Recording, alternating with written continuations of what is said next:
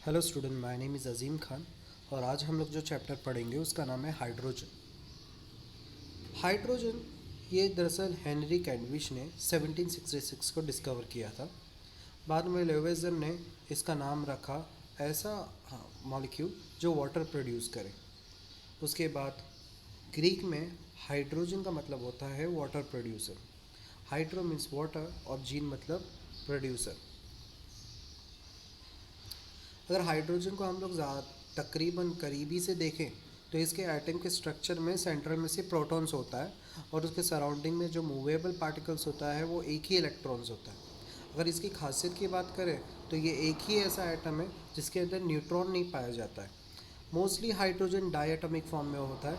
Exception rule बनाए गए थे IUPAC सिस्टम में, ऑक्टेट रूल्स जिसे बोलते हैं। हर एक एटम के 8 इलेक्ट्रॉन्स होने चाहिए, पर हाइड्रोजन और हेलियम के लिए एक्सेप्शन रूल बनाए गए कि अगर ये डायटॉमिक फॉर्म में है तो भी ये स्टेबल कहलाएंगे। इसको डायहाइड्रोजन नाम से भी जाना जाता है। बोलते हैं कि हाइड्रोजन एक डायटॉमिक मॉलिक्यूल है।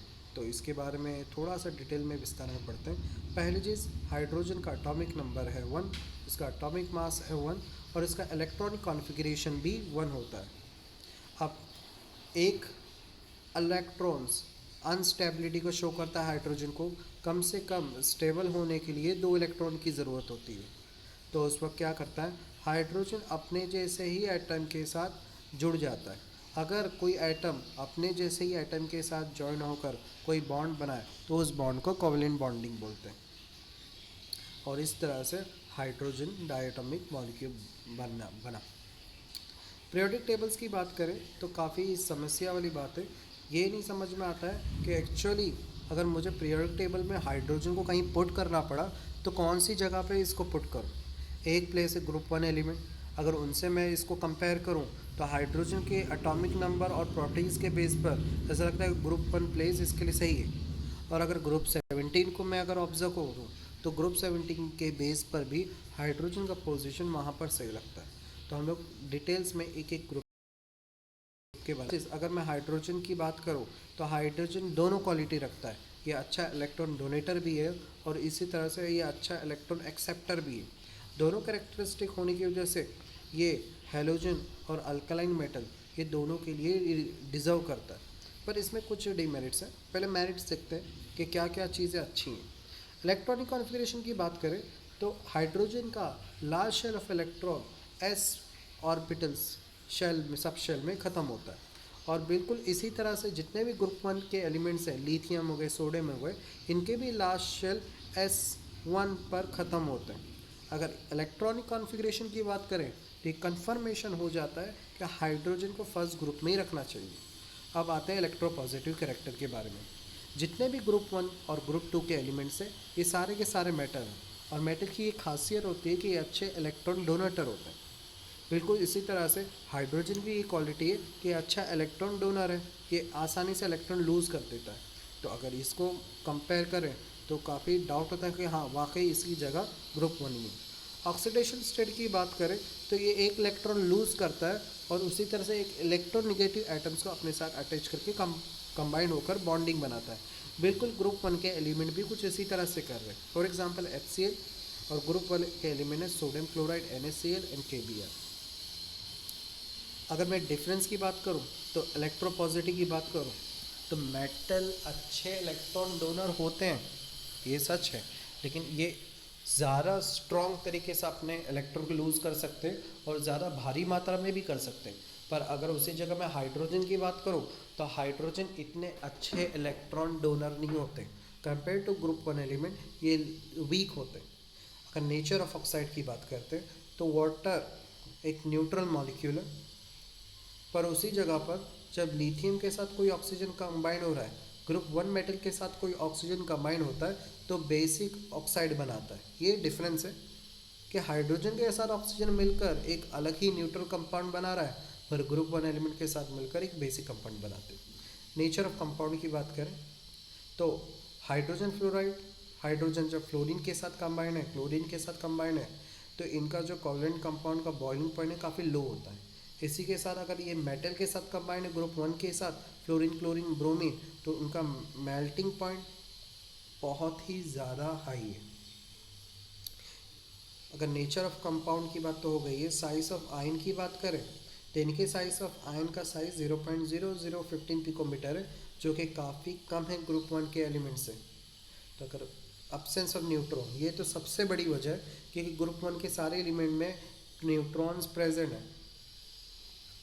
इससे तो ये कंफर्मेशन हो जाता है कि ये ग्रुप वन में रहने के लायक नहीं है।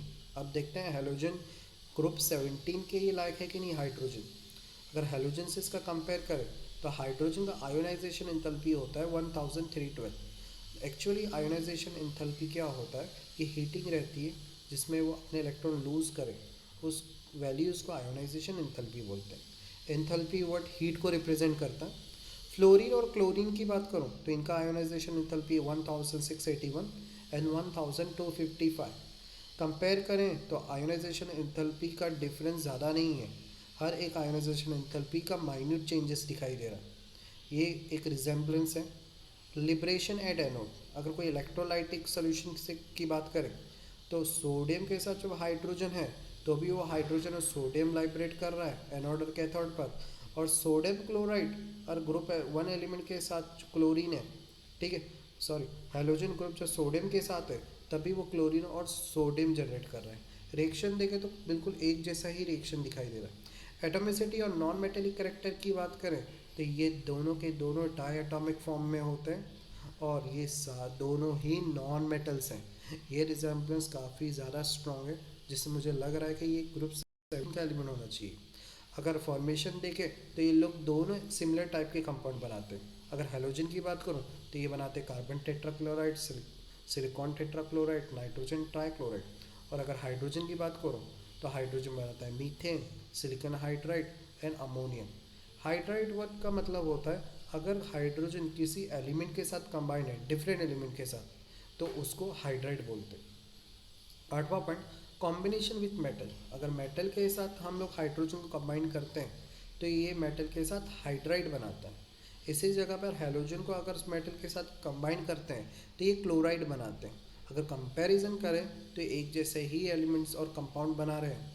सब्स्टिट्यूशन रिएक्शन की बात करते हैं। द वर्ड सब्स्टिट्यूशन रिप्लेसमेंट को रिप्रेजेंट करता है। अगर मीथेन को हेलोजन ग्रुप के कोई भी एलिमेंट के साथ रिएक्ट किया जाए तो ये लोग क्लोरोफॉर्म बनाते हैं।